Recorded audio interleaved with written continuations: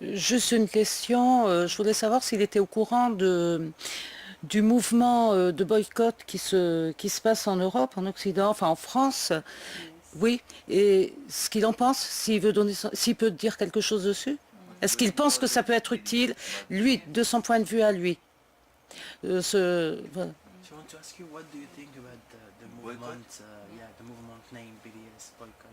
The What I Israeli think about it? Yeah. Yeah, what do I you think think? it's very good.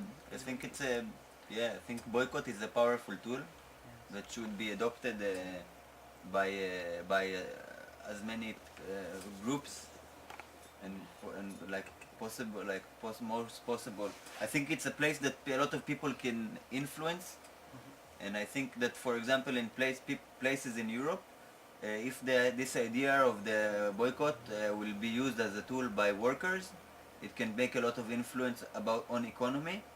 Because, for example, in England, the some group of people that work in the port, they decided that they will not take things from Israel anymore. So this is something that it can make a lot of influence, and but again, this is another tool to put pressure on the people of Israel, and it works in a way that they managed to cancel a lot of rock singer to coming to Israel, and a lot of people in Israel that like to ignore the occupation can't ignore it when somebody say, oh, I'm not gonna come to play to you because you are occupiers. So it's good. It's a good thing. En fait, il pense que le boycott, c'est vraiment un bon outil de lutte contre l'État israélien, et parce que ça peut bien influencer l'économie. Et par exemple, en Europe, vu qu'ils ont beaucoup d'échanges économiques, et si les gens ils commencent vraiment à le faire, ça peut vraiment causer un problème à l'État israélien, et ça peut être un bon outil de lutte pour montrer que l'insatisfaction avec la politique de l'État elle-même. Et après aussi, du côté israélien, par exemple, qu'on lui voit qu'il y a des chanteurs, des rockstars, des gens connus qui disent nous on va pas jouer là-bas parce que vous êtes sur un système d'occupation, occupation palestine. Les gens qui normalement ignorent le fait qu'il existe une guerre, une occupation, eux ils sont obligés à repenser, à se dire mais je suis fan de quelqu'un qui ne vient pas jouer ici parce qu'il se positionne contre. Donc à part les boycotts, je pense aussi que des actions des gens qui sont assez importantes dans la scène. C'est pas essentiellement un boycott commercial, Ouais, c'est aussi ça, un ouais, boycott culturel, artistique. Vous êtes au courant aussi qu'il y a des problèmes par exemple, on fait l'amalgame aussi depuis ces derniers temps entre l'antisionisme et l'antisémitisme. Il y a des procès qui sont en cours par rapport à certains militants qui revendiquent et qui prônent au boycott. Say that they relate like anti-Zionism and anti-Semitism, Yeah. and now some people that are Make boycotting, they got like Threat? no Trials. trials. Try? Court Court case. case. What? For For example, anti-Semitism. Yeah, it's for me it's very simple. You know, anti-Zionism, and I'm anti-Zionist, is opposing Zionist movement, which is a political movement that calls for Jewish population in the state of Israel. And anti-Semitism is hatred based on ethnicity and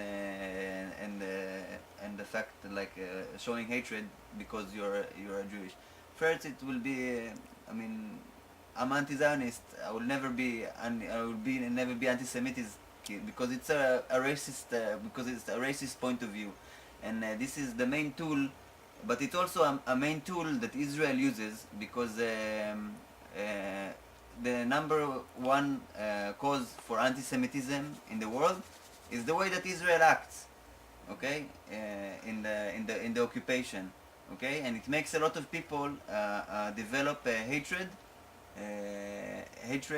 towards create like anti-Semitism hatred, and it's really, for me it's really ridiculous, you know, to compare between the two. You Yes. know, I'm anti-Zionist. I'm opposing the Zionist movement, like I'm opposing a lot of political movement of colonialist. For me, it's a colonialist movement.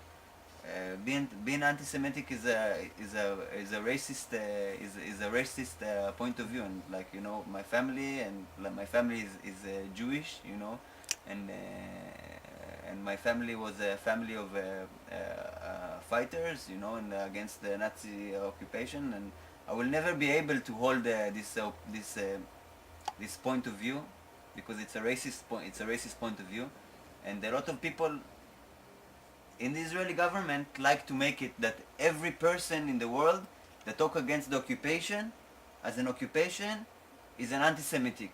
Every person, if you say in Turkey the occupation is bad, you're anti-Semitic. If you're saying stop to bomb children in Gaza, you're anti-Semitic. It's got nothing to do with anti-Semitism.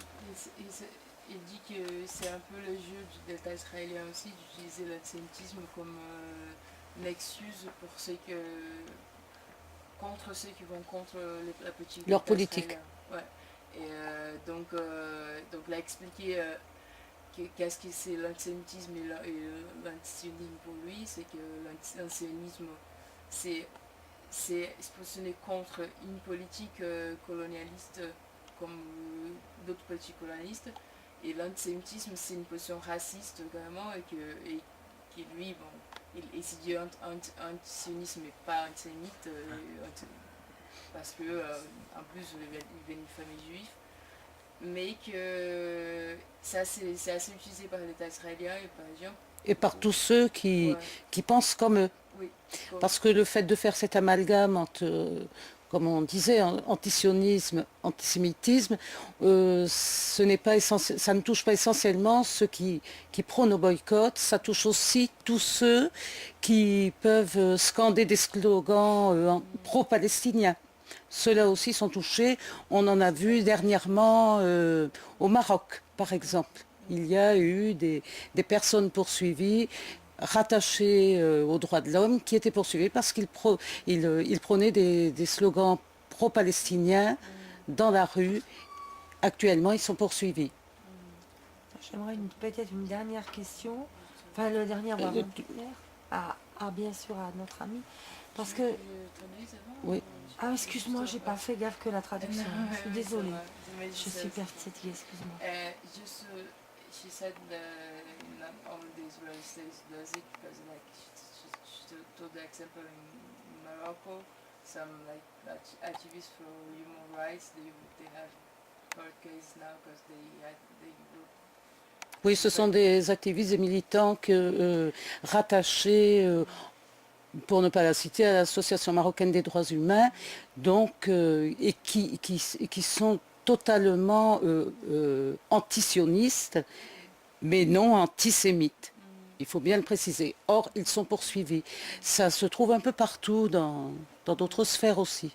She's just giving this example to say that not only the Israeli side does it, but the people that are in their side, like they do the same.